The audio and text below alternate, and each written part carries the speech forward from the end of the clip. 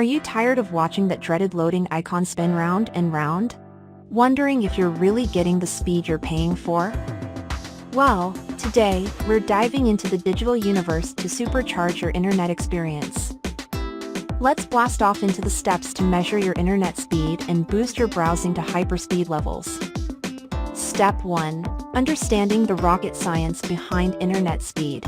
It's not just about how fast you can download your favorite movies, it's also about how quickly you can upload your epic gaming moments and how fast your video calls connect.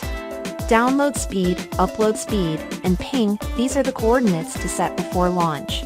Next up, Step 2. Choosing your co-pilot for this mission, your speed test tool. You've got big names like Speed Test by Ookla, Fast.com by Netflix, and even Google's own speed checker. Pick one that's trusted and easy to launch. Ready for Step 3?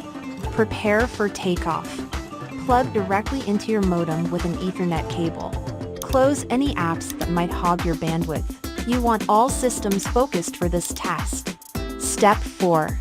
Let's hit that start button and see what our internet engine can really do. Look at those numbers fly, and boom, there's your speed. Now, Step 5. What do these numbers tell us?